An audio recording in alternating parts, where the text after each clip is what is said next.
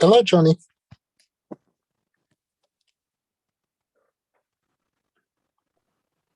Hello, can you hear me? Yes, I can. Okay, that's just good evening. Good evening. Yeah. How are you?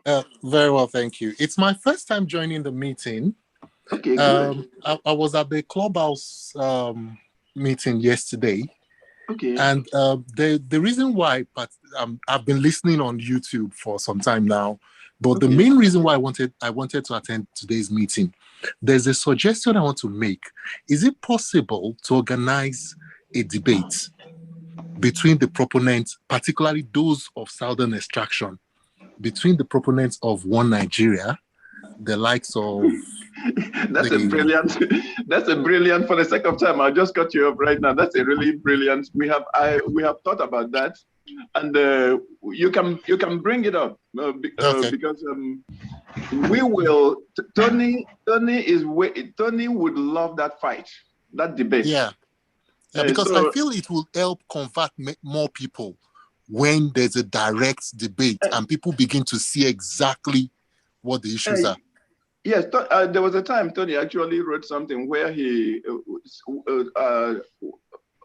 well, we're streaming right now. Oh, so okay, we can't, okay. Yes. All right. Yes. Okay.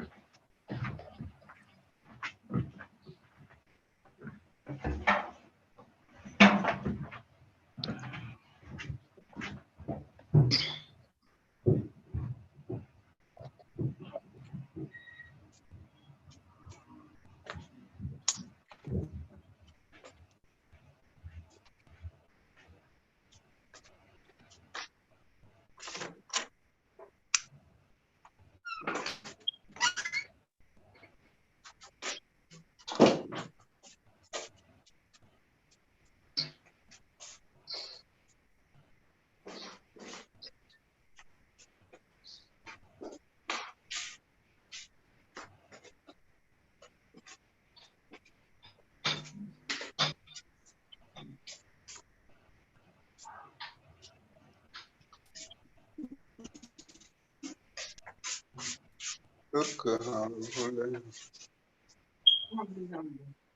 Oh, good child. Okay.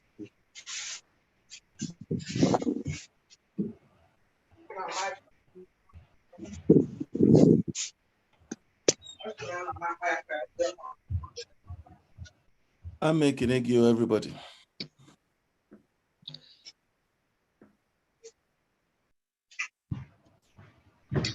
Hello, Dr. Posey. Hello, how are you? I'm okay. Good to have you here. Yes.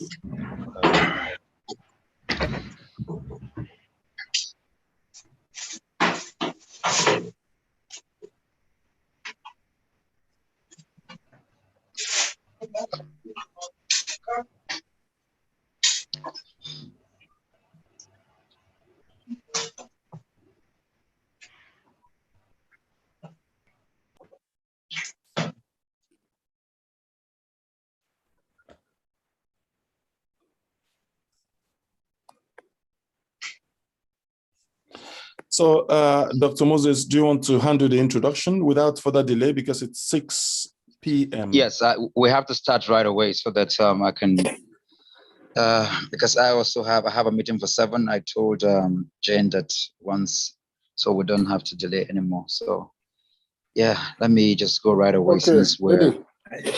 I'm good to go. Drink your tea. I see your tea tomorrow, right? Yes. Yeah. Your tea, drink. Yeah, it's okay. Drink a tea all day. Yeah, it's okay. Yeah. Okay. The tea's are done for you. Okay, sir. Yeah, bye-bye. I hope you finish early now. Yeah, I'll finish by 8:30. I have to back. Yeah, it's not I too want bad. you home pretty early. Exactly. That's good. Okay, happy weekend. Yeah, Yeah. you have to. Yes, sir. Okay, I'd like to welcome everyone to this special occasion. Dr. Kwasi, help me confirm if you could hear me very well. Absolutely, I can hear you loud and clear, sir. Okay, so I'd like to just formally welcome all the guests to this Nina's conversation. Today we'll be exploring the topic, what is unitary Nigeria and why we must shut down the 2023 elections. I'd like to say for those who are sessions, NINAS is the Nigerian Indigenous Nationalities Alliance for Self-Determination. It's an alliance of the Middle Belt, the Lower Niger, the Yoruba, for which they went ahead to make a declaration of the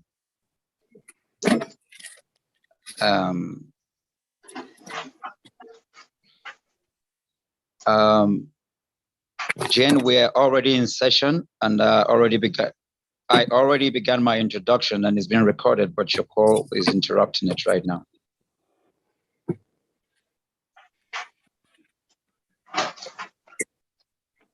I would apologize. Jane was checking up with me to know if I was already in the meeting, and I told her that her call just interrupted our introduction. So, but just to continue, like I said, NINAS is the Nigerian Indigenous Nationalities Alliance for Self-Determination. It is an alliance of the Middle Belt, Lower Niger, and the Yoruba, which declared a constitutional force majeure on December 16th, 2020, rejecting and repudiating the 1999 Constitution as the basis for Nigeria. What that means in summary is that the ethnic nationalities are taking their claim to getting their self-governance and autonomy, their own constitution, the management of their assets, and the right of their political, cultural, economic, religious, and other freedom they had under the 1960 agreement made by the region. That is the Eastern, Western, and Mid-Western and Northern region. You know, and this is under the protected under the UN Charter and the international laws, just to assert that. But the session today will be exciting. And I want to just, I can see that we have quite a number of people already on board here. The presentations and the presenters will make their case to you, and then we will open up the discussion to everyone to ask questions and make comments and contributions about why NINAS has rejected the unitary Nigeria, to make argument along the lines that the one Nigeria is not acceptable. It is a fraud. It is not any different from the apartheid that existed in the South African under the Boers. Each person will have just 2 to 3 minutes to make their assertions and then their questions and comments. And that will form part of the basis for today's discussion. These ethnic nationalities that we're looking at today under the NINA's referendum, where the ethnic nationalities that voted in bloc to determine how they want to be governed and what relationship they want to have with each other. So basically, the result of the referendum will determine what federating terms will have to establish their way forward and how they want to have the basis for why they want to exist, how they want to coexist, how they want to be governed, and all that would be done under their government and people. So basically, that's what we're going to be looking at today. Once again, I can see Jimobi, Paula, Dr. Percy, and each and every one of you here.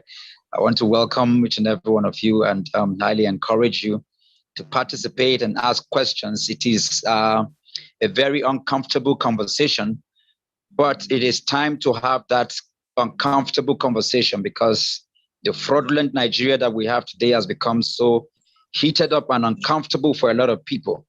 When you have your people decimated, you have your land taken away from you, you have your people killed each and every day, it is certainly uncomfortable. And therefore, going forward, we want to see how we can come under this alliance that will allow us to have a very comfortable federation. Because like the saying goes, there cannot be justice without peace. No progress can ever take place without peace. And so for people to have comfort upon which every building block of society will be based, there has to be, we have to hold this uncomfortable conversation. So I'd like to welcome everyone as we join in to make a discussion on this fraudulent contraption that is called Nigeria. Right here, I would hand over this to Dr. Kwasi Ola Subosun as he takes over from here to analyze and lay down the agenda for today, providing the rules for today, and start getting the NINA's presenters ready. Thank Dr. you very Kwasi, much. Yeah, over to you. I'm here. Thank you very much. Thank you so much, Dr. Moses Paul. Once again, you're welcome to the NINA's session. Well, I will plead that every other person should mute their microphone because it seems like I'm being disturbed. The problem he has is the Air Force. The Air Force are the one that... Sorry, I think someone is disturbing. Okay, thank you very much. Okay, so I will say that straight away, my name is Dr. Kwasi Ola Subosun. I'm a member of Nanomodudua, and I'm also a member of NINAS. Of course, NINAS means Nigerian Nationalities Alliance for Self-Determination. Please mute your microphone if you have not been called upon to talk. Thank you very much. Okay, so without further ado, I want to lay down the agenda for today. Myself and Dr. Moses will be the moderators, okay? And what we will be talking about today, so I just want to lay out the issues for discussion today. Very soon I will be calling on Dr. Reverend Joseph Carey from the Middle Belt. He will be talking to us on the topic, what is unitary Nigeria? And is it a federation? What is unitary Nigeria and is it a federation? Okay, so he will be talking about that in due course. And then Boye will take over from him, or Boye. He will be talking on, is unitary Nigeria what our forefathers agreed to? Okay, and then afterwards, myself, I will be talking on the topic, what has been the impact of unitary Nigeria on the indigenous Nigerians? What has been the impact of unitary Nigeria on the indigenous Nigerians?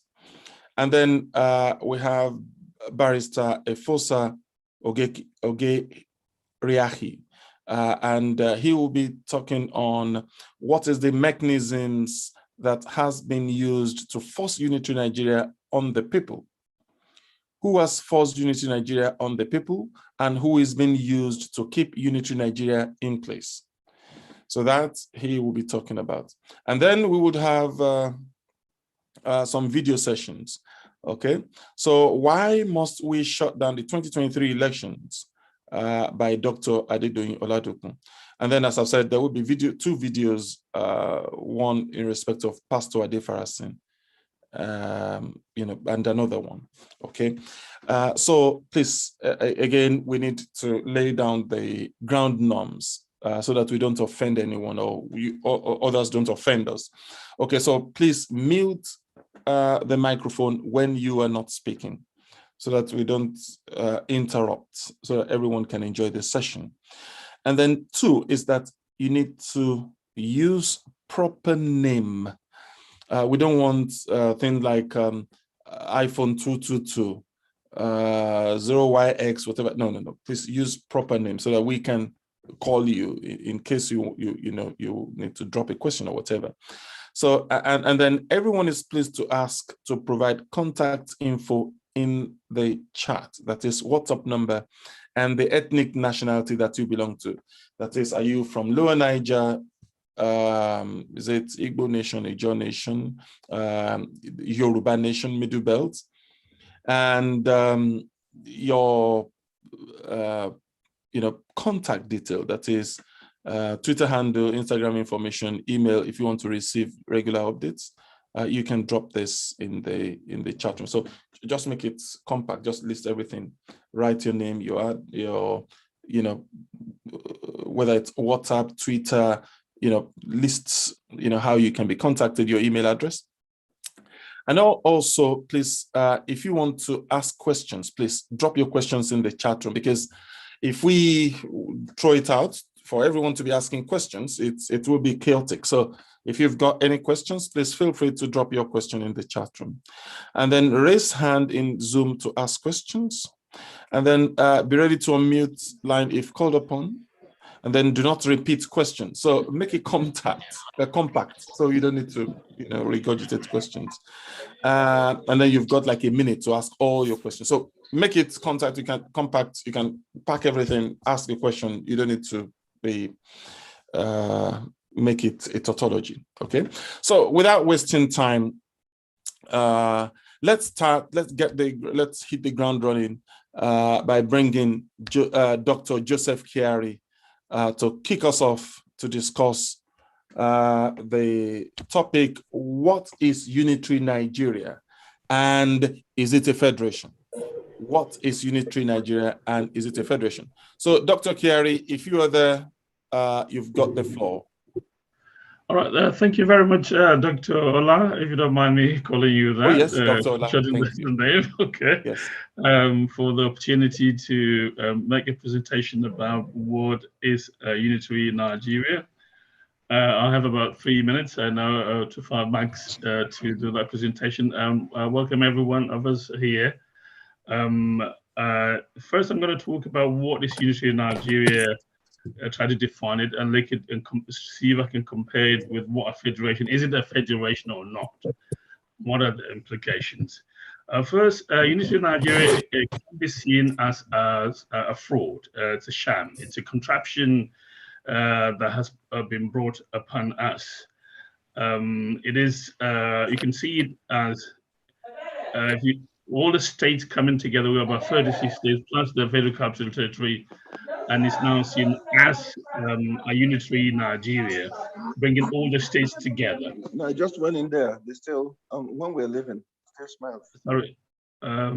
Okay. So by so doing, the states do not represent the ethnic nationalities. They do not represent the different interests of ethnic nationalities. It's when you have a centralized government, it's tantamount to eliminating the representation, the true reflection of the different nationalities, the Middle Belt, the Lower Niger, and the Oduduwa axis of the nationalities. Definitely, what we have is that we have states coming together, and we have a strong federal government. And then we have a situation where the individual interests and the individual party interests are represented not the interests of the different regions, as it were. Also, it's tantamount. So, like I said, it's a fraud. It's a sham. It's not. It's a contraption, actually. Also, by coming together and having a centralized government, we are not giving the different nationalities the. So we're taking the power, their political will, their socio-economic and will to develop on their own. That power is taken, that right is taken, and that right, which is enshrined in the United Nations Charter, allows for self-determination, self-development, which so a centralized government takes away the power of this ethnic nationality. So it's tantamount to stifling them, to like taking oxygen out of a human system. That's exactly what is happening, and so thereby, kind of making the different nationalities being powerless and not be able to develop on their own. Now, that takes me, so for example, if you look at what is happening in EU, for example, these are different nationalities that come together and there's laws governing them, but they are all developing individually. The same thing, United Kingdom, for example, you have the Scotland, you have Wales, and you have England, and they're all developing independently, although there's a central government, which is not as strong as the one we have in Nigeria. Now, that takes me to, is a unitary Nigeria a federation? The answer is no, it is not a federation. A unitary Nigeria is far from being a federation.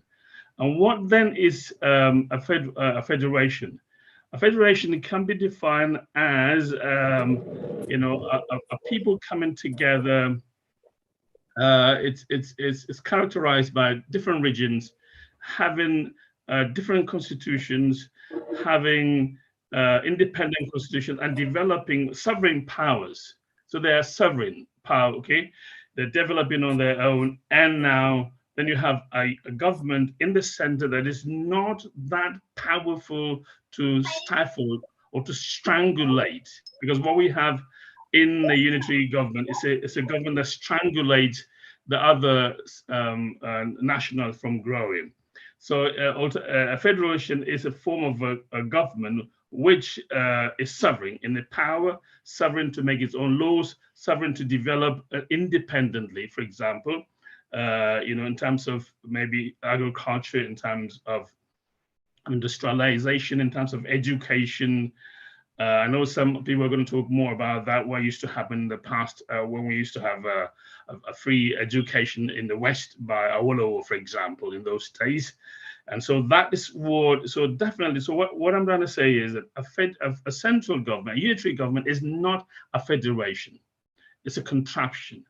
It's flawed in the sense that it does not allow for independent development, independent ideas at different regions, at different nationalities. So the voices of the nationalities are kind of stifled. What we have is we have a contraption that brings about people of interest. They have individual personal interest, group interest, not the interest of the generality of the different units of federation units. And that is, so Nigeria is not a federation as it stands now. It is not. It is just a contraption. It is. So I will stop at this point and say that we are now dealing with a fraudulent state, a contraption that does not allow for individual development, for individual units to develop as it were. Thank you very much. Thank you very much, sir. Dr. Reverend Joseph Kiari from the Middle Belt. I'm really pleased for your enlightenment here. Okay, so again, I want to remind us, please mute your microphone when you are not being called upon. Thank you very much. Right, okay. So the next person will be Boye from Boye. I don't know whether it's Boye. He will be talking about unitary Nigeria, what our forefathers. It's unitary Nigeria, what our forefathers agreed to. Are you there, sir? don't think Boye is here. I've been looking out for him. I don't think he's here. Okay, so if Boye isn't here, I may take its slot then. Perhaps anytime. I heard he's running late actually. So in that case, I will be talking about. It will be my turn, So I will be talking about what has been the impact of Unitary Nigeria on the indigenous Nigerians. What has been the impact of Unitary Nigeria on the indigenous Nigerians? So that's what I will be talking about. So when Boye comes, he will handle his slot. Okay, so so what I'm going to be talking about for the next 5 to 10 minutes is what has been the impact of Unitary Nigeria on the indigenous people. Well, as we've heard many times on this program and via this channel, that the original Nigeria, which was handed over to our forefathers on October 1960, was actually 3 countries in one. Later on in 1963, it became 4 countries in one, 4 nations in one. Okay, specifically, the West became independent, became self-governing from 8th of August 1957, the same with the East, but then the North did not attain self-governance until 15th of May 1960. So that continued even when they became independent, and everyone was running their own show independently. And that was why West was able to have its own High Commission here. So without wasting time, so what has been the impact of Unitary Nigeria on the people? Well, I'll take them one after the other. The first one is that there has been loss of benefits under Section 1, Subsection 6, which has allowed governing elites to ignore and fail to provide the basic amenities promised under Chapter 2 of 1999 Constitution. So basically, it is not justiciable that they cannot provide education, for instance. That's a very, very important thing. So you cannot, although the Chapter 2 says it is the right of the people to have education, to have healthcare, clean water, good roads, constant electricity, but then it is not justiciable. Okay, so there's no competition among the regions, so everything is centralized. So that's one of the impacts of running a unitary show. Then secondly is the lack of personal safety, as Fulani killer headsmen and their partners, that is Boko Haram and other terrorists, are allowed to kill the indigenous people with impunity, destroying farms, maiming, raping, kidnapping, and extorting the citizens. According to the United Nations, over 350,000 indigenous people have been killed in the Northeast alone. Over 300,000 people have fled as refugees to other countries, and about 4 million have been displaced from their indigenous land, as a result of the fact that there's no personal safety. Now, here, the important thing we need to note here is that, well, for those of you in the UK, some in the US too, you see, police is a residual issue. In London, for instance, we have this, in central London, there is what we call the city police. The outer London, we have the Metropolitan Police. When you go out of London, we have, Manchester Police, Birmingham Police, Thames Valley, Essex, and so on. Each local government have their own police. So, but what we have in Nigeria is that everything is centralized. So if the head of the police is a Fulani man, if they are killing Yoruba people, it is none of this business. So the governors are, janitors, as it were. So they have no powers. So then next one is poverty on a grand scale. As over 100 million Nigerians are now facing extreme poverty, as Nigeria has overtaken India of over 1 billion people as the poverty capital of the world. So over 100 million Nigerians are poor. So that's like 75% of the population, because we don't want to go into the debate of whether we have 200 million people and so on and so forth. Now, this is directly as a result of the obscene compensation allowances and other funds given to governing elites and taken away from masses. There have been several reports that 25% of the recurrent expenditure budget is spent on administration in Nigeria, on specifically the National House of Assembly. Okay. So do not be deceived. This is a key strategy to weaken the people with starvation and to significantly negatively impact the future of the indigenous people by denying the children nourishment needed to develop their brains, given the significant intellectual horsepower that they possess. So you see, when more than half of the population are below poverty line, so it becomes a weapon. So whenever they're doing election, they can dish out 5,000, 1,000 naira for them to vote. They've pauperized the population. And today, because people are not in school, they cannot aspire to be anything really. And which means that, they're perpetuating Boko Haram and so on and so forth, because these people aren't trained. So that cycle of evil will continue. Then there's lack of inclusiveness, as the minority Fulani now occupy most of the plum jobs, as the federal character is not enforceable in 1999 Constitution. As you can see, it is not justiciable. You see, the person who is there now can pick his people, put them there, whereas the country is supposed to be federal in nature. Then there's lack of access to justice for the indigenous people. There's unfair quota system, whereby somebody who gets 75% in common entrance examination may not be able to go to federal government college, whereas someone that scores 7% from Zamfara will be able to access such education. And we've seen situations in the past where people change their names or change, people from Oyo State would lie that they're from Niger State so that they can enter the schools. And then finally, we have Middle Belt to South, getting significantly less of national cake being given the factors used in the Constitution to share the revenues. So local government areas that are being manipulated to inflate the number in the far north. That is, we have more local governments in the north than in the south. Okay, it's this, the story of Kano, for instance, the mythical Kano that has got that had 40-something local government, was split into two. And again, the population of the new Kano is more than population of Lagos.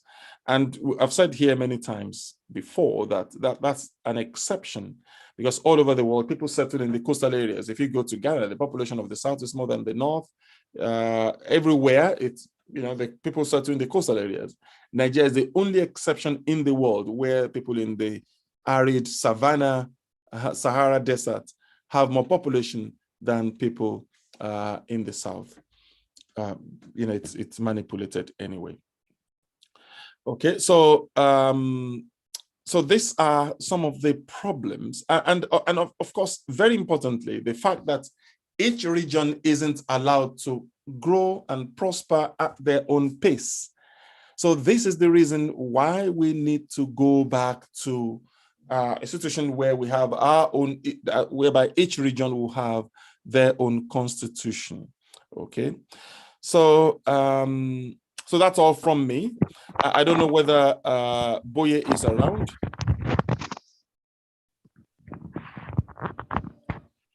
So, okay, well, if Boye isn't around yet, is Barrister Efosa Oge-Riahi around? Barrister Efosa Oge-Riahi. I don't think he's around. I'm looking through the name. Okay, in that case, is Dr. Adedoyin around?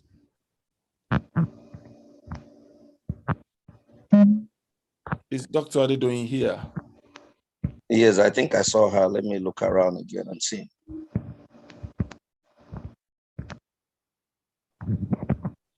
Dr. Adedoyin, if you are here, let us know so that you can.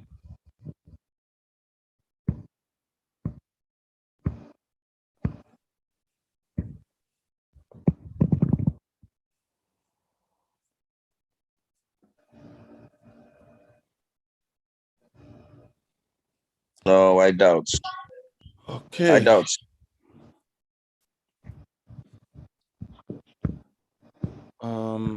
If Dr. Oludoyin is not here, then I think we could do question and answer then.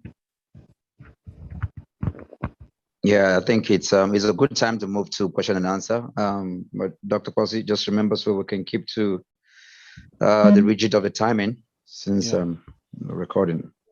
Okay. So the questions, are we to take, are there questions in the chat room? No. Okay, so in that case, we will be calling upon those who have raised their hands, isn't it? We've got Nelson Ume. Nelson Ume, do you want to unmute? Okay, thank you. You've got the floor, Nelson Ume.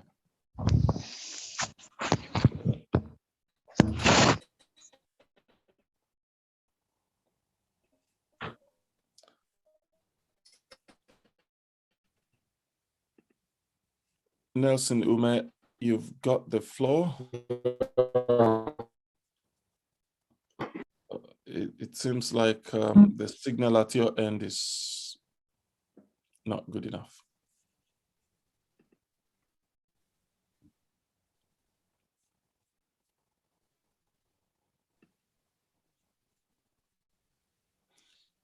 Yeah.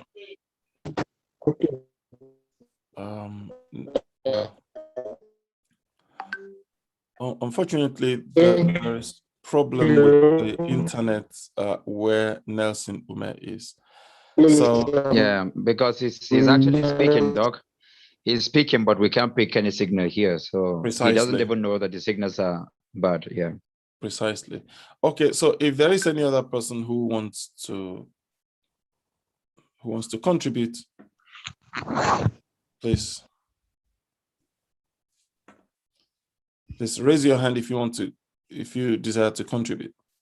If you've got any contribution or any questions. Okay, Yusuf Ajayi, you've got the floor. Please go ahead with your question. Yeah, good afternoon. My name is Yusuf Ajayi. Can you hear me?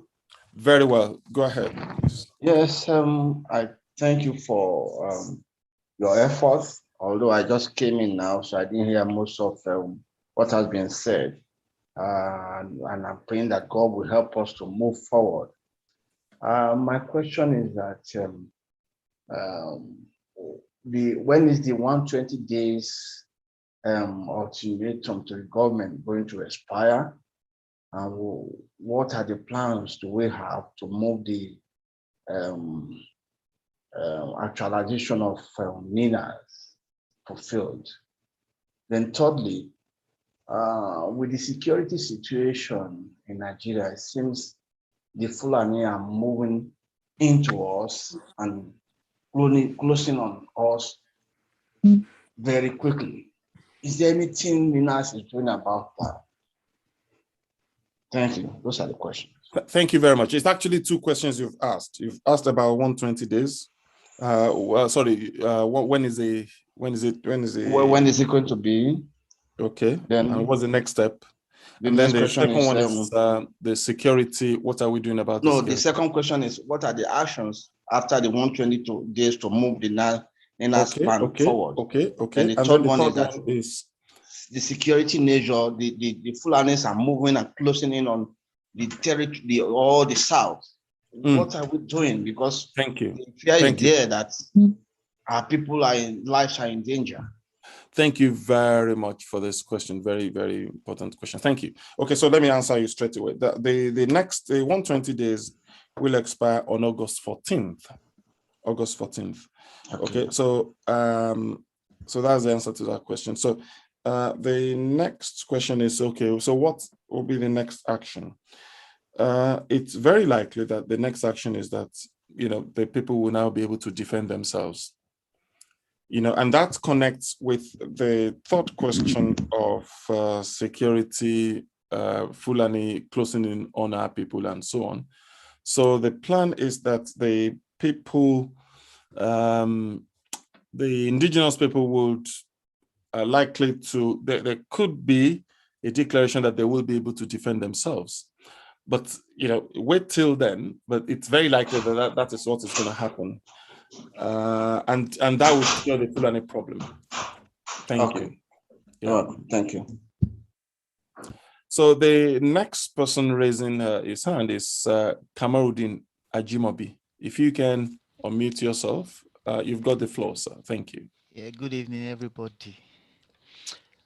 My own concern is based on the safety of our leaders, like I'm talking about NINA's leaders, because there are some hints as regards the government trying to pick, the leaders of the agitations up. What have we put in place in order to ensure the continuation of our agitation? Because I'm worried that if they pick some of the key people, how is that not going to affect the morale of the people, since we are not able to confront them at the moment? That's my question. Thank you very much, sir, Mr. Kamaruddin Ajimobi. Well, it's a movement, and everyone has a role to play. For instance, someone was asking me recently about Sunday Igboho, that now that Sunday Igboho had left the country, does that mean that the agitation is over? Well, the truth is that he has a role to play, and his role was to create awareness in the Yoruba state, and he did that excellently well. So there are others that have roles to play, and their roles are yet to manifest. So it's a peaceful plea that we are engaging now. So and the leaders, the leaders are aware of the need for their safety, and they're taking very good care of that. And as I've said, everyone has a role to play. So some people that you're not hearing their names now, they may, they would take on the gauntlet, and then they will become prominent in September, as we go on. So in terms of safety, they're trying to protect themselves as much as possible. But then, you see, on the face of it, Nigeria isn't supposed to be arresting people who are peacefully asking for self-determination. So arresting them, so now they cannot charge them to court, isn't it? Because there is no offense. They cannot say this is the offense. So they have to be lined against them. They're disturbing peace and so on and so forth. But the truth is that these people hadn't done any offense known to law. But in any case, they're taking very good care of their security. That's all I can say. Thank you very much, sir. The next person is Nureni Oluwadamilola. If you can unmute yourself, that would be great. Good evening, sir. God bless us all. Good evening. God bless us all. Yeah, go ahead. Good evening, Mr. everyone. Go ahead with your question. Yeah, the question I want to ask is just all about you've made mention about the NINAS coming to an end August 14, right? And I want to ask, because I don't know, is there any targets the NINAS has set for each region? Maybe like Yoruba Nation, what if we don't meet the targets? Are we still going to participate, or is there anything you are still going to do? Can we still move on with the NINAS or whatsoever? Like you made mention earlier on August 14th, correct me if I'm wrong, sir. So is there any targets like, okay, 100,000 people after they've seen their registration or whatever, they can move on? I don't know. I need to know about this, sir. Okay, thank you very much. I think you're mixing so many things up. I think you're mixing the call for referendum, petition for referendum. You're mixing that up with the August 14 date, notice given to government. These are thanks for correcting me. Thanks for correcting me, sir. Yeah, but in any case, let me talk a little bit about the call for a petition for referendum. One of the models that had been used in the Western Nigeria, which had worked, because I also belong to a group that is going all over the place to, we bought tablets for them to propagate this. And what they've done is this: if you know of 100 people in your family around you, put in their names, yeah? Because there's no signature needed. You need the number. Please, if you can mute your microphone, thank you.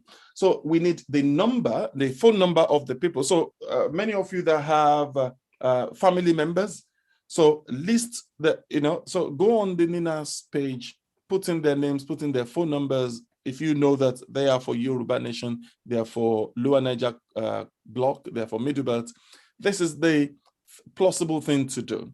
So as per the call for referendum, it is not coming to, there's no deadline yet. But I can tell you that in each of the blocks, people are registering in hundreds of thousands. Please let that continue. But then some have asked, is there any threshold that we are looking at? Is United Nations looking for 20 million threshold? No, not at all. What they are looking for is whether the yes are more than no. So if we have more people saying no than yes, then they wouldn't honor the call. But if we have more people saying yes than no, they're going to honor the call. So remember that Brexit vote was 51% to 49. So there is no threshold here at all. There's no number. They're not looking for any number. But they will be taking into consideration so many things that are happening at the same time. For instance, the issue of insecurity, as it happened in Sudan, in South Sudan, in Darfur, in Yugoslavia. So they will be taking all these things into consideration. So, and there's no deadline yet for filling those. So I will encourage you to continually put that in, okay? I'm talking of the referendum. So what you need to do is, you as a person should look for 100 people around you, put in their name, put in their numbers. That's a plausible thing to do. Okay, and can I interject there, please? The person regarding the people that are entered for the referendum, let's make it very clear that the people that are registering are individuals who have authorized. If you register somebody, that they have authorized you. I don't want anybody out there in Nigeria getting the impression that we're just throwing people's names there, because that's not what we're doing. No. Anybody in your family, if they don't have access to a computer or phone or other things, and they need you to do it for them, you do it for them. If they can do it themselves, then they do it directly with their own devices. Thank you for that clarification. Exactly. Thank you. Right. Okay. So any other, so Nurini Oluwadamilola, so if you can bring down your hand, that'd be great. Thank you. So any other questions or contributions?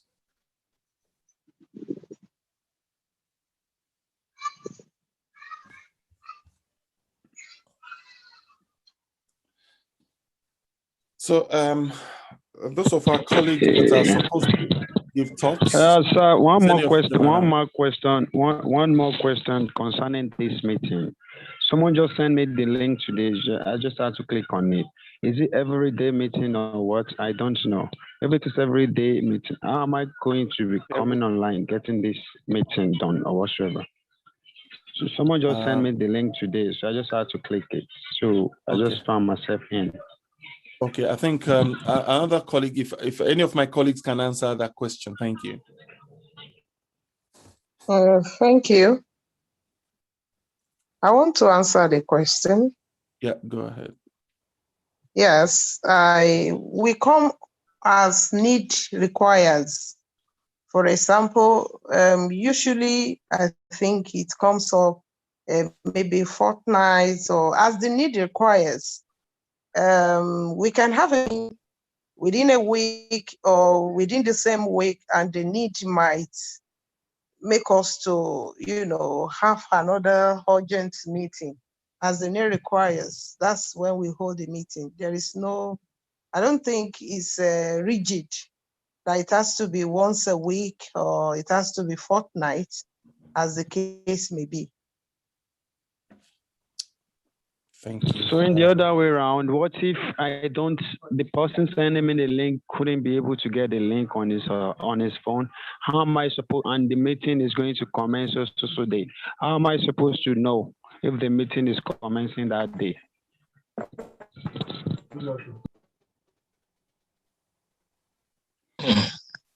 Okay, hello. Thank you very much for the commentaries.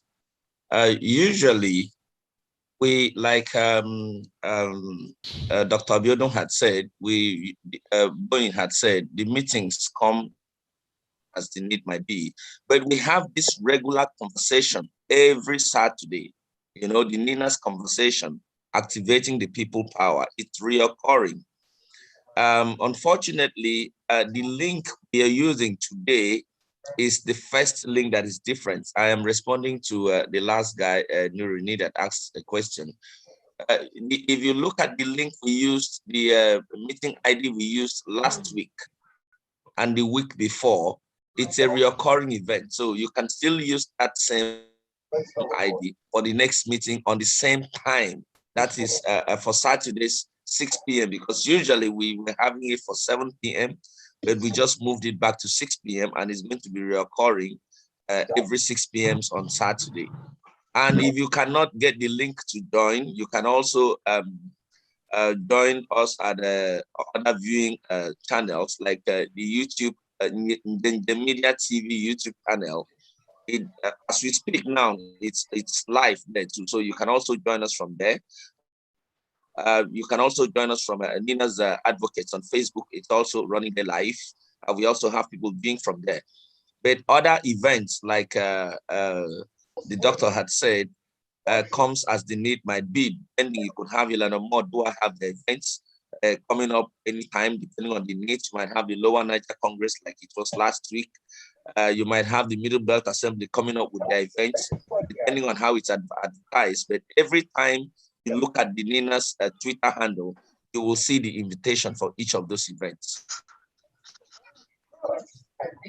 Thank you. Okay, thank you, sir. Thank you, sir. Are you ready to get lively? Join the millions and get the no bra bra for that totally free, soft as ever. Forgot I had it on? Feeling. If Pastor Samuel can mute his or her microphone, that would be All great. bras only $35 at wearlively.com. If you can mute your microphone, that will be okay. I've tried to mute him. Okay. It seems like yeah, Loveson Adegboyega, you've got a question. Please go ahead with your question. Thank you very much. Good evening, ladies and gentlemen. Hello. Go ahead with your question, sir. We can hear you loud and clear. Thank you. Okay. Yeah. Please, my question is like this. One, with what is happening now in Nigeria, that Nigerian government is now running after the agitators. So it seems we cannot go public the way we used to do it before. What step is a NINA's management taking as to that?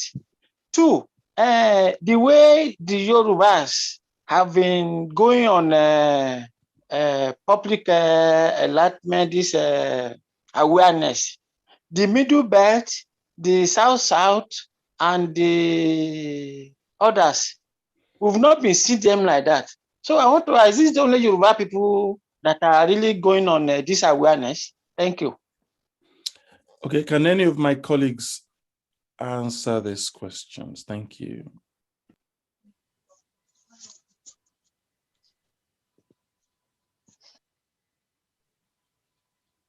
I didn't really seem to get her question. I don't know if she could rephrase it. Okay, thank you. Let me give it again.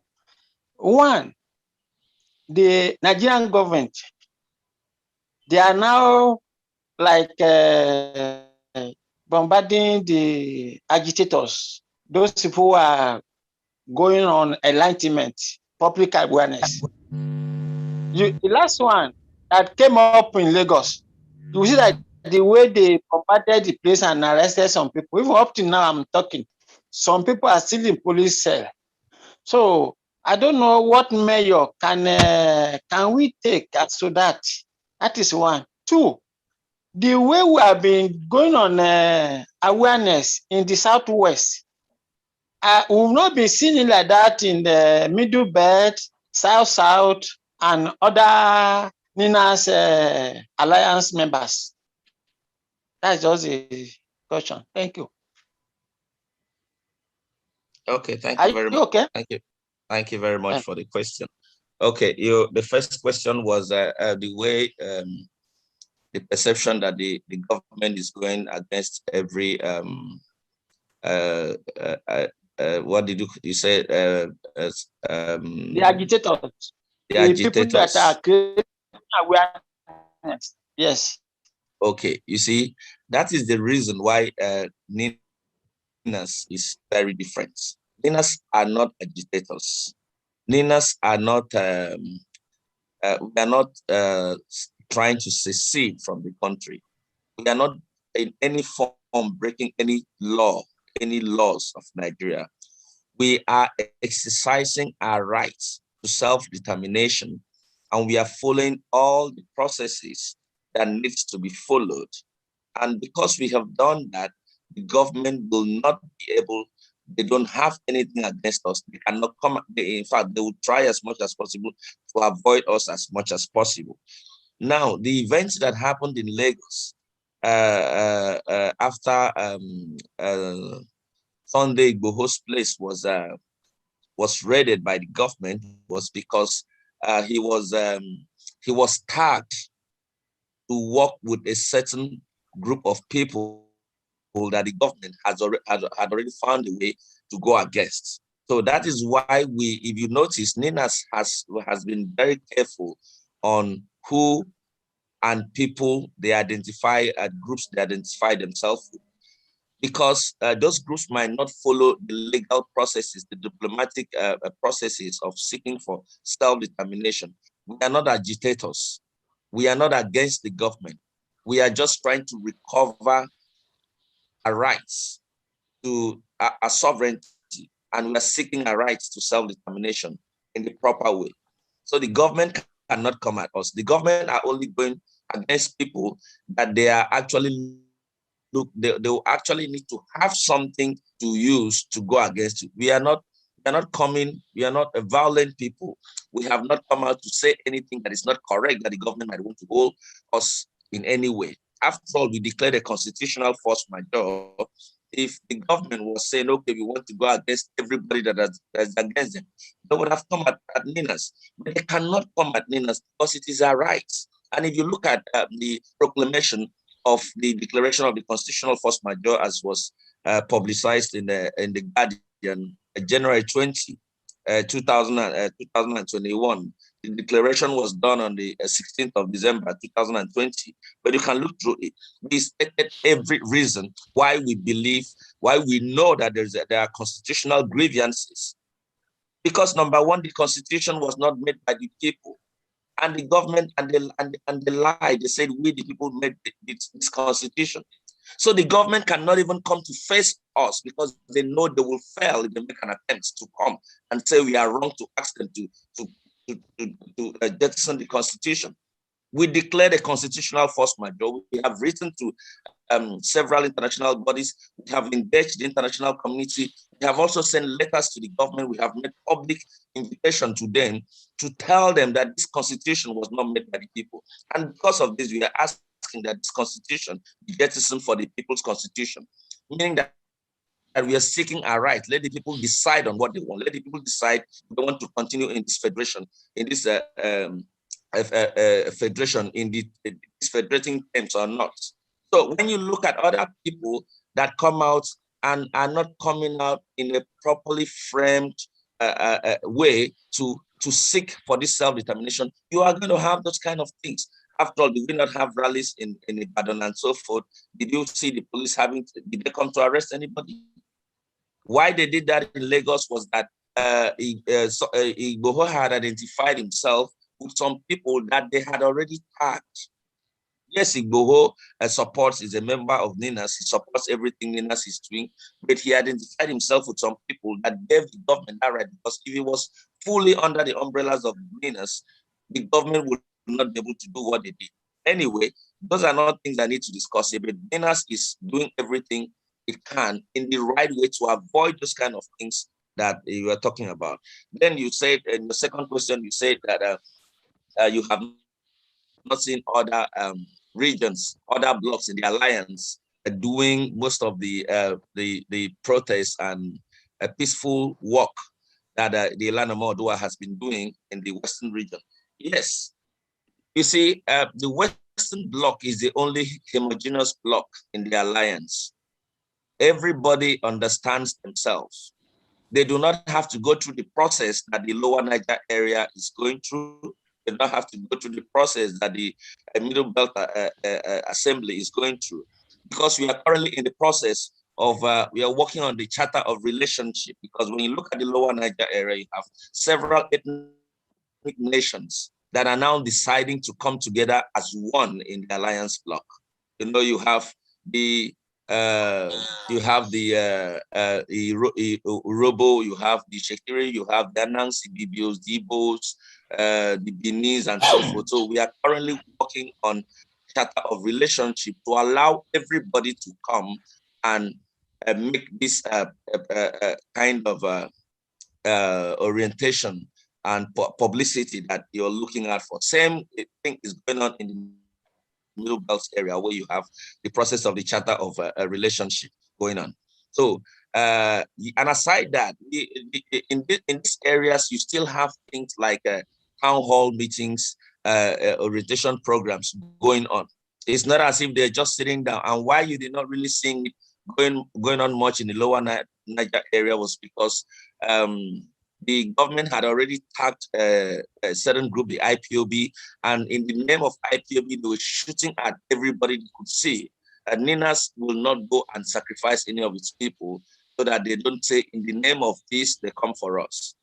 So NINAS is taking its time in the lower Niger area. We are working on the Charter of Relationship, and we are also making several plans to come out and do the kind of publicity people are expecting. Same thing in the Middle Belt. So,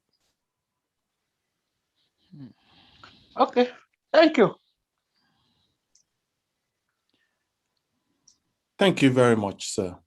So, Lobson Adegboyega, you can lower your hand. So, we have again Kamarudin Ajimobi trying to ask another question. If you can go ahead with your question. Thank you. Yeah, this is following up on the Adegboyega's question. I just want to clarify something. Does that mean Mr. Ekpo is, will be given the Southwesterner the advice not to protest anymore? Because I didn't see anywhere where they've broken the rule of law. So what we have is a country where the government is not respecting their own laws. So, and what I think Mr. Adegboyega was trying to say is, okay, like we have NINAS now trying to update us. You're trying to create the awareness. I think the same thing should be going on across the country. So maybe we should have a way of creating another avenue to ensure we're all propagating this idea of self-determination. So I don't think the people who protested in Lagos did anything wrong under the law of Nigeria. There was no violence. The police restricted them from carrying out their normal, freedom. So I don't understand the answer to that question. Let me respond to that and possibly make some hope. The people that did the protest in Lagos did not break any law. Okay. But what I said was that the government will always look for a semblance to use to attack the people. Because now what happened in Lagos was because the issue of Igboho was pending with the DSS, where they went to his house to attack him. Now, in court, they went to declare him wanted, of which we know that it's total rubbish. It's total nonsense. It's an illegality that we should not allow, but they are carrying guns. They went ahead to declare him wanted illegally. And in the name of that declaration, in the name of looking for him, they now came to look for him at the rally venue. You see, we are being ruled by one of the most insensitive and fraudulent, and not just fraudulent, but foolish set of leaders. I have to say that. Because you see, the reasons they used to commit their evil is so stupid. In the first place, what they're looking for Sunday Igboho for is totally rubbish. They have not said anything. They say, oh, he's inciting, whatever, and they have not said anything about the people that are attacking his place. You know, when they have not done that, but they are willing to come out and say, oh, they are arresting him for this. So what I said in question is what I said let me just put it this way. The government looks for a way to attack people, falls with different disguises. But what Ninas is doing, Ninas is coming out in a way that they find it difficult to come in their disguise, because we are holding them by the balls. We say your constitution is a fraud. Come and question us. Let us ask you, when did the people write the constitution? So what they have done is that they have pointed their gun somewhere else, because they are scared of where they have to come and confront the people and be questioned. Because if they're questioning Ninas on what Ninas is doing, then that means that they are ready to tell the people that they are fraud. So that is why they will totally avoid, the day you go out in the name of Ninas, they will not come close to you. Because when you come, what are we saying? We are saying the constitution is wrong. The constitution is a fraud. And because this is not the basis of the union, there are forefathers agreed to come together. Our forefathers came as different governments that came to agree by a simple weak center, you know? So what we are doing now is totally different, and that is what Ninas is saying. So I totally want to correct that impression that no, government is not right in stopping people from running rallies. They're not right. It's fraudulent. But they come in disguise because they are the ones carrying the guns. And Ninas is saying, we are not going to tell you, we are not going to break any of your laws, but we are just telling you your constitution is a fraud. Let's talk about that. And there they are. They all take off. Thank you very much. I think you've clarified now. Yeah, it's just confusing. Thank you. Thank you. Thank you, everyone. Any other person with questions?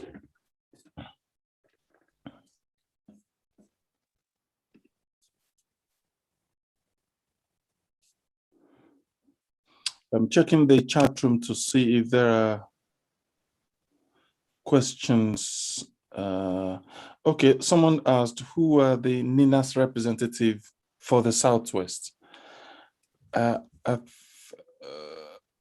I will give my colleagues opportunity to answer this, but before then, I just want to say that Ninas is a federation of groups. We have Ilanomo Dudua is an affiliate group of Ninas.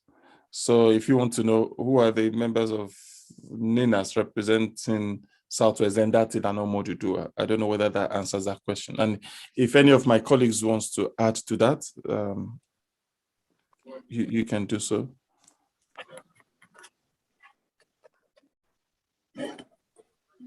Okay. And then someone is asking, who are the Ninas reps for Middle Belt?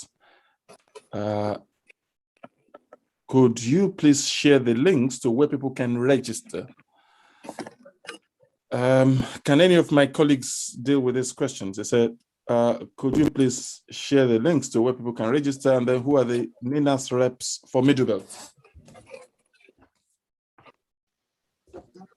Okay, I'm putting up the link for the referendum, non-referendum link, and they open a page for people to log on. Then I will also. Hello, Nelson. Please, can you mute your?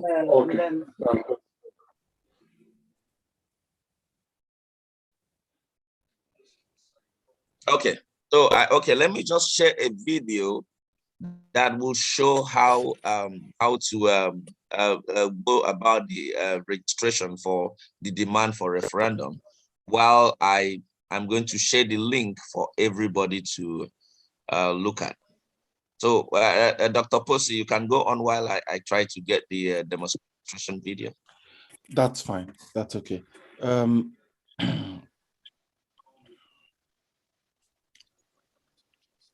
So someone is asking a question here. They said, from rallying the people to Nina's cause, which he had been doing with great success. So trying to say is associated him with some people is unclear. He was a messenger and so on and so forth. Okay, I think I understand what you're trying to say here. Yes, Sunday Igboho, his work was to propagate what Ninas was doing, and that was exactly what he was doing. He was non-violent, he was non-confrontational, he was doing just that. And Nigerian government went beyond their powers to arrest him because he didn't offend at all. So, and that's why they couldn't charge them to court. So if they were there, if they were able to, in fact, they weren't going there to arrest him that day, they were there to kill him, basically. And of course, they killed people, so they went beyond what they were supposed to do. They killed people, they damaged his vehicles, which were not, which made no sense at all. Okay, so at the appropriate time, they will answer for this nefarious things that they had done. That's all I can say. I think someone, Donald wants to play a video. Yeah, go ahead with the video. Corruption, promotion of mediocrity, mass poverty, lack of justice and basic amenities like electricity, roads, schools, hospitals, and clean water for Nigeria. You for like return to self-determination for ethnic nationalities. You dey committed to be part of the solution we will bring the change Nigeria need. If so, then you get duty to free yourself and your family them from the evil when Nigeria don't heap on topping citizens. Make you join hand, support the NINAS petition for referendum by signing demand referendum petition. To sign the petition simple, like we will show you here for this video. First, you click the sign petition link where you go to see, and the page will open. Go register your support, where you go fill your personal information. You go start with your first name, then you go put your last name. Then your location, as in the country where you live.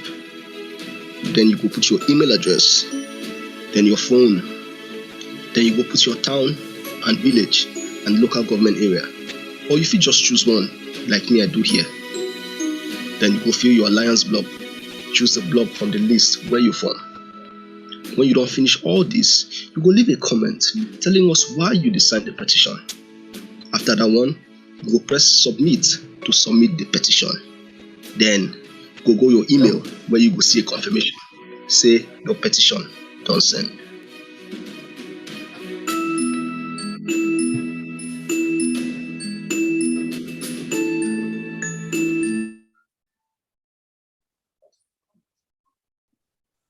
Thank you very much.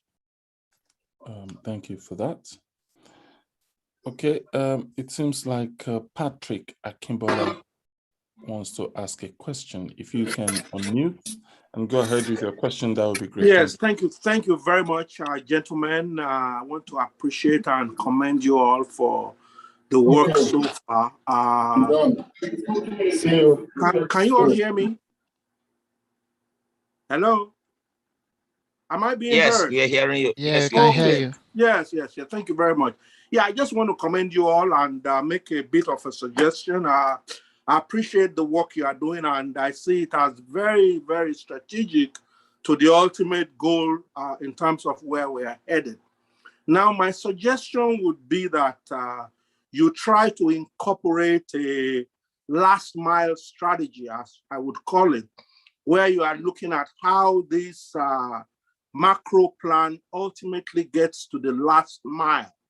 If you would allow that analogy, as they would say in telecoms or the internet culture, where they are talking about how the message ultimately gets to the homes and the individuals that it's meant to reach.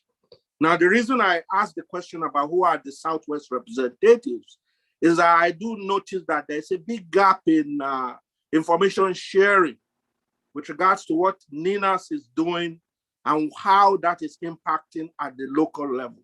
And one of the issues is the multiplicity of groups that exist and some of the issues of coordination and synergy that is lacking with a lot of these groups. Against that backdrop, I would just like to suggest that NINAS essentially continues to retool in terms of how we will assure that the final output in terms of rapidly escalating with number of petitions signed, assuring that awareness of what the issues are, what the deadlines are, what the implications of the deadlines are well articulated.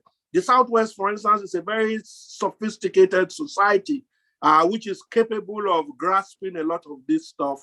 But all of that will be dependent on a more efficient process to be able to identify who are the players. Ilano is not the only organization, and we all are probably a bit aware of what happened with the Yoruba World Congress and some of the aftermath. Since then, there has been a multiplicity of self-determination groups that have emerged, both in the diaspora and in the homeland. And I continually see what appears to be the Southwest not really being as engaged with NINAS like it should be. So I just want to commend you again to let you know that we are already, we do have a lot of wind behind our sail. And I would like to encourage any way in which we can continue to refine our strategy towards assuring that the people get the message. This information, for instance, about how to complete the form, we need to localize it into vernacular. People, even those who cannot speak in English, at least need to have some way of translation, not in terms of language translation alone, but just translation in terms of the concept and how it is going to work in a way that they can internalize it. Thank you very much. I appreciate you all.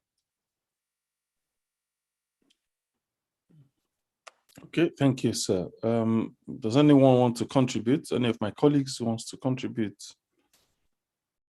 to what Mr. Patrick Akimbola had said?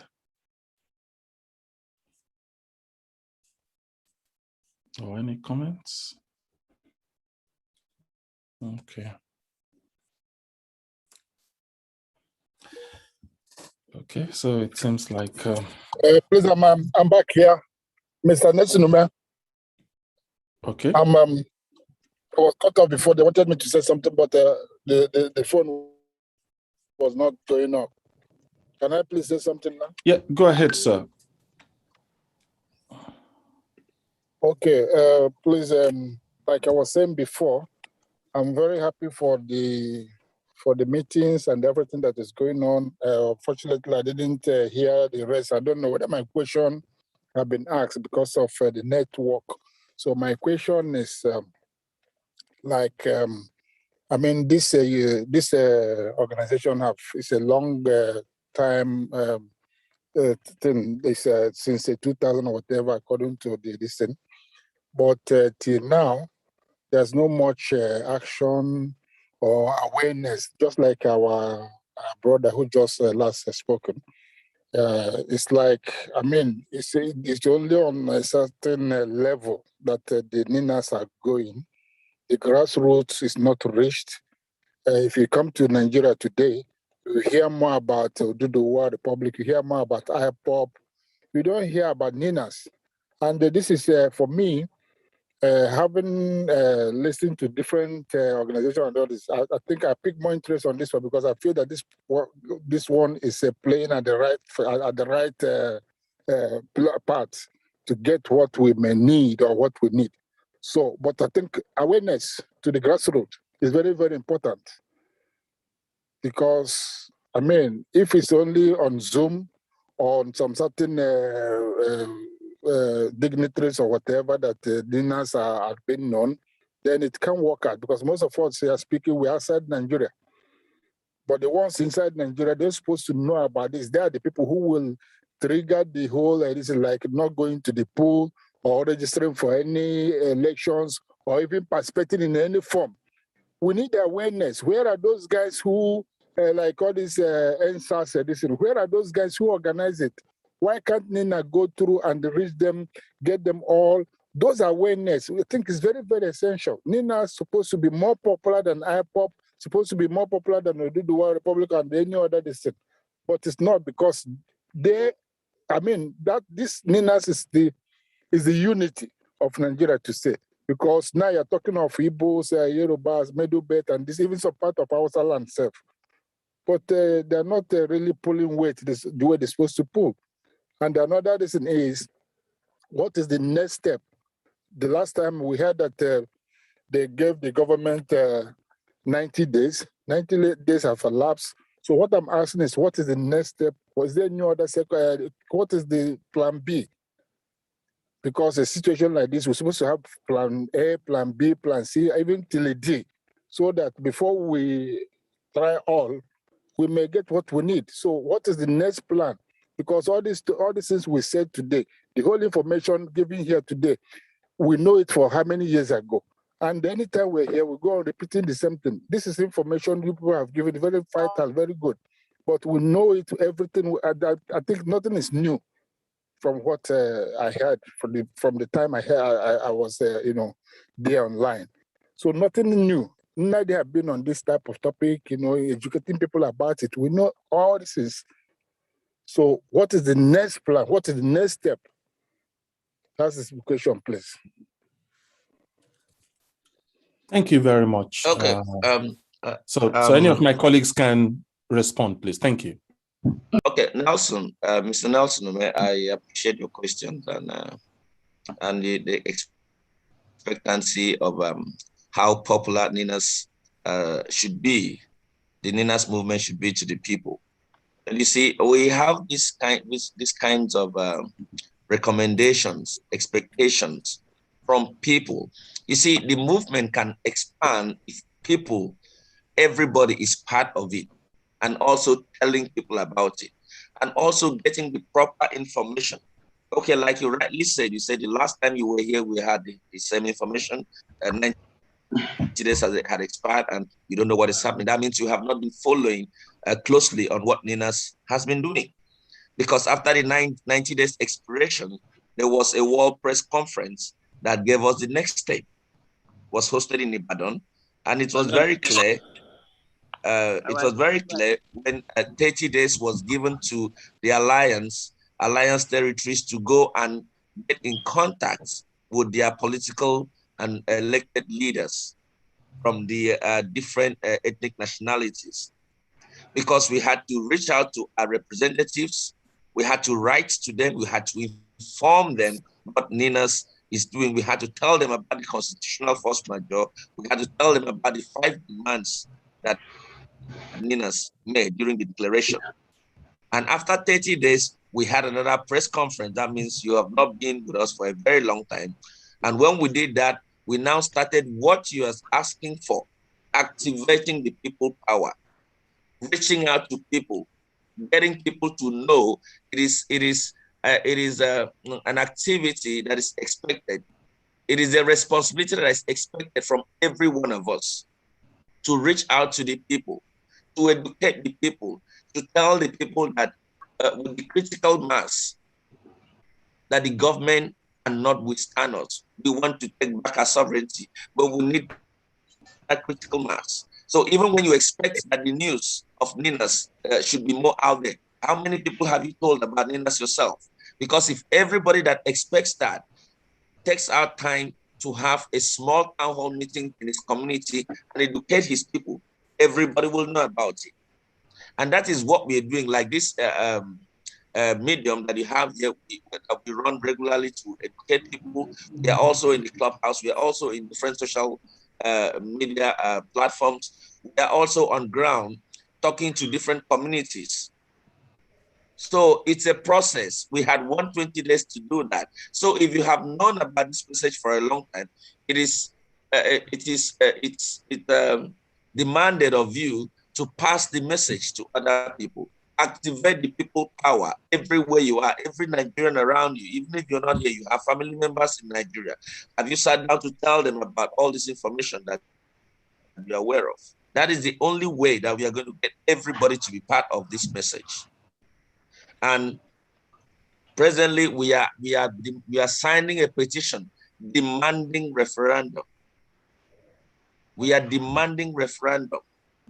It's not a referendum that is going to be conducted by, we are not demanding it by the government of Nigeria. No. The government of Nigeria, we don't need their permission. The sovereignty belongs to the people.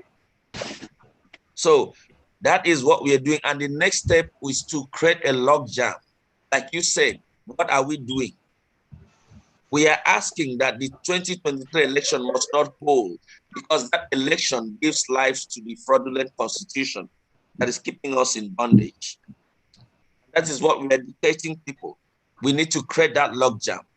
Then when we have that logjam, by then we have had enough demand, a petition demanding the referendum.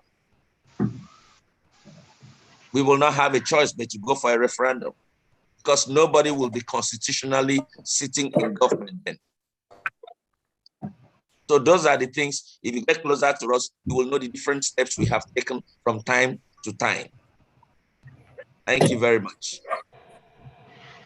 Pastor Joseph Carey, you have something to say, to add to that?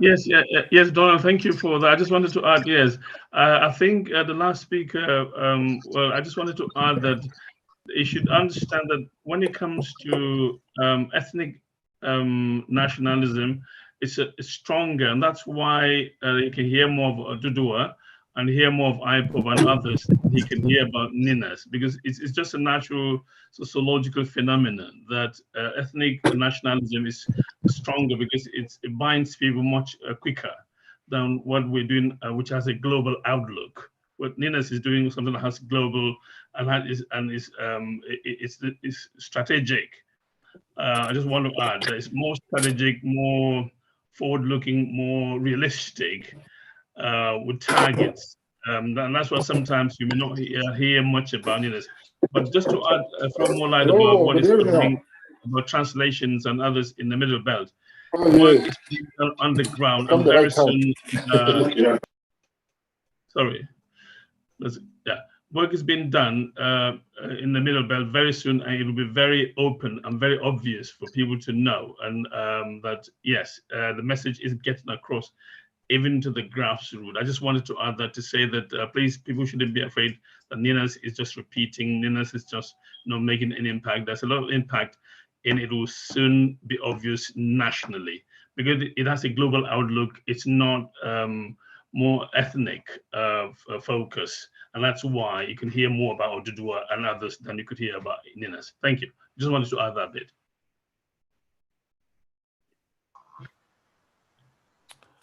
Thank you very much, Reverend Joseph Carey. We're very grateful for your contribution. Okay. So well, I think that's all really. There are colleagues that are supposed to make presentations. I don't know whether they are here now. I will just repeat their name. There is Boye, Barrister Fosa Ogiriahi, and Dr. Adedonyo Ladokun.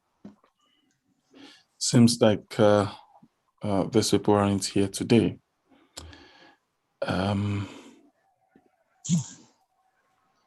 Let's see whether I can. There is just hold on, please. There is a video which was sent to me which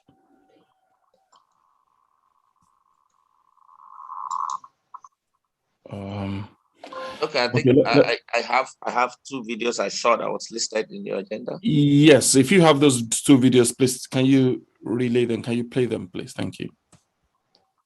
Okay.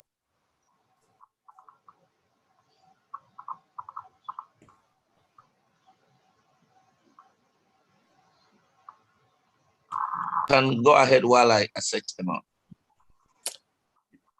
Okay.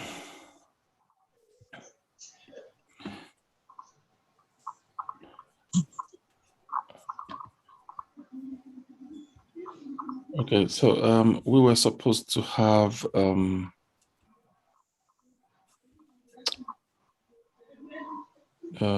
Boye talking about his unitary Nigeria, what our forefathers agreed to, and then play a video by Ahmadu Bello. I've got that video, but yeah, I don't know whether that's the same video that you were playing.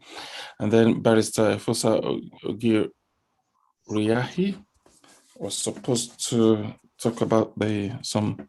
Okay, well, yeah, we've got any Nigerian who is still hanging around waiting for 2023 to change Nigeria is a fool. Line 20 Daily Faro me up and ask them to become president of Nigeria. 20 of me, 20. Multiply their brain power by 10, factor of 10, and then force them to operate the 1999 Constitution with the governance system that is enshrined in it.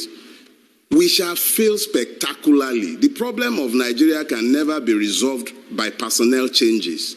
The system is designed with impunity undergirding it, and it can never deliver anything positive to the Nigerian peoples.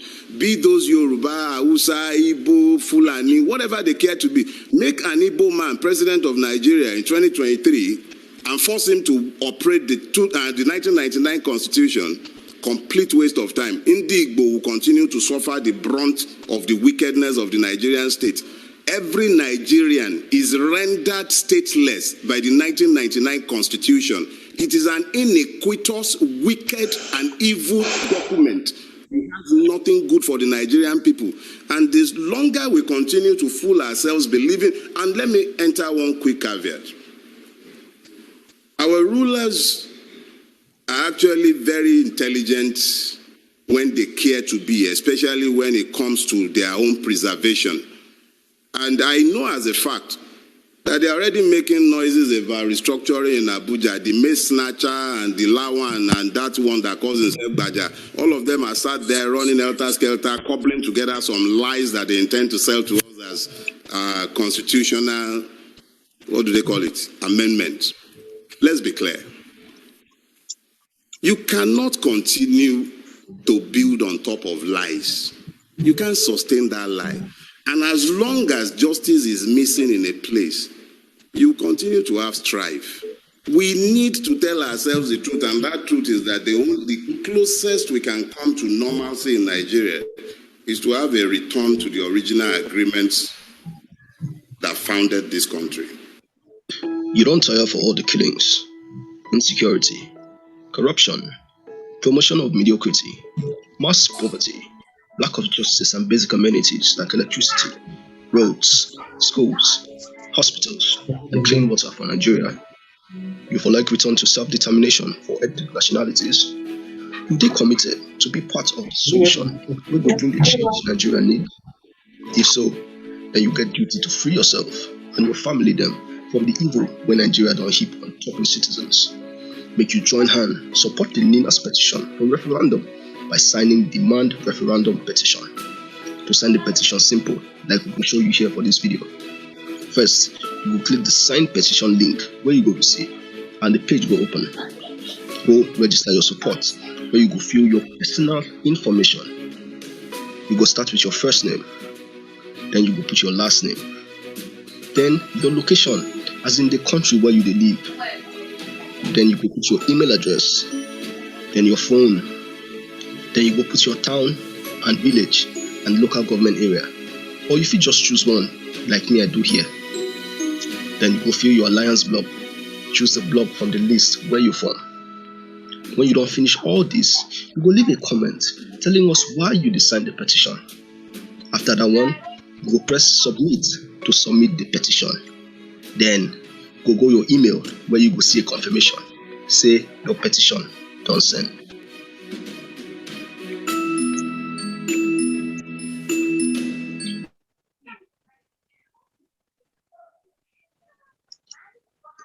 Well, thank you very much. Is there any other video that you want to share with us? Have you got the video of the Ahmadu Bello to share with us? Okay. In the absence of any other questions or any other discussions by my colleagues, I think we would have to bring it to a close. So the summary. So we've dealt with all the questions and answers. Okay, so now, yep. Yeah, does anyone want to say anything? I could hear I want to say something. Hello. Yes, if you can go ahead, sir. Nelson Ume. Oh. Okay, please. I just want to. I don't know whether Mr. Nade or is on the line here with us. You see, this fight we are fighting is freedom for everybody. Because there was a clip I saw him, like talking against Nnamdi Kanu or whatever, calling him a criminal, a business enterprise, and so on. Such a leader like him, an intellectual like him, I think he goes so low to come and be talking like that. But what I will advise is, please, everybody, we're all fighting something. Why don't you address that question, that particular presentation to Tony Nadi when you meet with him? I don't have his contact, but I know that at least some of you may have his contact. I want just send this message that one of the people said like this: if anything like that comes, please, he shouldn't come and be talking like that. Let him concentrate on this fight he's fighting. Even when they attack him, he has to use his intelligence to not to answer anyhow, because now he's like a figure, he's like a star for us. Mr. Nelson, that is a personal thing. NINAS is a movement. NINAS is not about one person. If you have issues with one person, you can deal with that person directly. This is a movement. This has to do with every other person. If you want to ask questions based on its ideologies, then we can carry on, but not on the individual perception. You know his position in this organization. We are not talking about individuals here. Please, let's move on. His position. Let's not have that discussion with an individual. Will come out to say something like that. What I'm just trying to say, please, whoever have his contact should talk to him. Such matters, he shouldn't talk about it. Even when they accuse him, let him keep quiet and go on fighting. Thank you very much. Thank you. That's okay. That's okay. So let me just go on with the summary of what we've done today, and then we'll bring the meeting to a close. But before I do so, please. Dr. Kosi, before the summary, I am supposed to carry out a presentation, which I was not called to do the presentation. That is not true. And hello, I hope you. Hello. That is not true, ma'am. We called everyone when it's your turn. I called everyone to do their presentation. So perhaps you weren't in then. I was in. I came in but I wasn't hearing. The network was not okay, so I have to shut down and enter back the second time. I did that up to about 2 or 3 times. So I didn't know you had called me. And that has explained the reason why you hadn't done the presentation. So do you want to do the presentation now, ma'am? Of course, yes. I'm here for the presentation. Please go ahead with your presentation. Thank you. Okay. Good evening, everyone. And thank you for making it a date with us this evening. I'm going to be talking on the needs or why we have to shut down the election when the time comes in 2023. We have reason. Why are we talking about the need or the necessity to shut down the electoral process in 2023? And that is what I'm going to be talking about. First of all, before I go straight to my presentation this evening, I want to say that for us to achieve our desired goal and objective as a movement, it is imperative that every individual take the movement like a personal business, which we are going to talk, which I'm calling an ownership spirit. That's where you take this, that this is my business, because nobody will do it for us. Why some people are looking at each other. One is saying, okay, this person will do it. The other person is saying the other person will do it. Nobody will do it because the leaders of the group, the top leaders, cannot do everything by themselves. So there is a need for every one of us to take this work like a personal work, an ownership spirit, which is going to help us to go far in this drive. Having put that to notes, I want to talk about the need, like I said, to suspend the electoral process in 2023.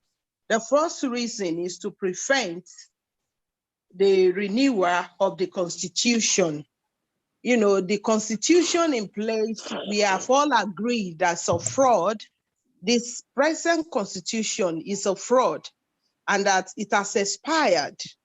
It has expired and it's still a fraud. We cannot continue to, renew the Constitution that is a fraud. The second thing is to open new windows for the referendum. The third thing, because of time, is to end unitary Nigeria, which has been characterized by deliberate killings, injustice, lack of basic amenities, unemployment, which has strangulated the economy. So the next one is lack of inclusiveness as the minority Fulanis have taken most of the high-level roles. If we look at what is happening presently in Nigeria, we'll discover that the Fulanis minority are the one in the helms of affairs. They have taken over almost every sector of the economy, and then the rest tribes are being abandoned. And so because of this, we need to suspend the 2023 election. Then the next is to give the new rate opportunities, to give the new nations opportunities to drive their own progress, to develop their assets, and then to also stop the control of the federal government. And how do we do these things that we have listed about? Number one, before we can do all this, there is a need for us to become more focal across our whole alliance. So if you can round up in 1 minute, talk thank about you. this briefly. That being focal does not mean people should just come up and begin to say what is not necessary. Being focal means we have a drive, we have a message, and then we are not branching to the left nor right. We are presenting our message without any form of ambiguity. The message is that no to 1999 Constitution. We are saying that it's a fraud and that it should be discontinued. And we are also agitating for the movement of different nations that for their independence. That's what we are agitating for. And then the next thing I'll be talking about is that we should engage elected officers. My colleague had already said this earlier, that the elected officers into different electoral posts, there are senators, the House of Rep, Federal House of Rep, and the House of Assembly in different states. We should engage them constructively. We should engage them through all forms of means, through text messages. We should engage them through letters. Thank you. Hello? Thank you. Time is, we've overshot our time. It's all right. Thank you so much. The Lord bless you. Thank you very much. Okay, so there's no more time to take questions. So you may just as well put down your hand. So I will just, before we close, I will just do a summary of what we've done today. Nigeria is now wobbling to the end of the fraudulent union that is speedily getting to a failed state. Ambassador John Campbell talking about it. Yeah, the situation is so grave. And a few weeks ago, a memo purportedly sent out by Attorney General Malami asking for suspension of 1999 Constitution. At this time, NINAS is engaging the international community. The constitutional force majeure effectively terminated the life of the Constitution, and the 1999 Constitution is on life support. Yeah, the majority of which is the NINAS Alliance is going to tolerate the situation to transition to new situation to prevent anarchy. And then retrieving sovereignty hijacked by the illicit government of Nigeria is what's going on right now. Okay, so we've introduced the NINAS referendum. We've let everyone know the existence of that referendum. Please, in your circles, please distribute this widely. Remind everyone that they are the freedom vehicle to reach the masses and get them to take back their lives from the non-indigenous people, threatening their lives, lands, and future of their children, and the managers had to serve the people who have enriched themselves and forgotten to ensure the welfare and safety of their people as a basis for them holding those positions. Okay, so the Constitution also grants immunity to governors and presidents and so on and so on. Now, so basically, that's the situation where we are right now. That is, we are the tail end of this campaign. After August 14, the next step will be rolled out by NINAS. Just be on the lookout. And we've done everything that needed to be done. We've engaged the government, we've engaged the lawmakers, we've engaged the people. And where we are now is that we're telling the people that we're going and we're filling the referendum. So thank you very much for everyone who had come today. And thank you everyone to all my colleagues that had participated in today's program. And we look forward to seeing you next time.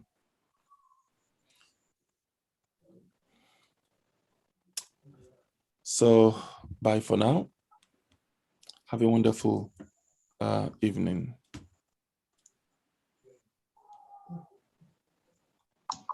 Bye, bye. Thank you. Thank you. Bye. Bye. Bye, everyone.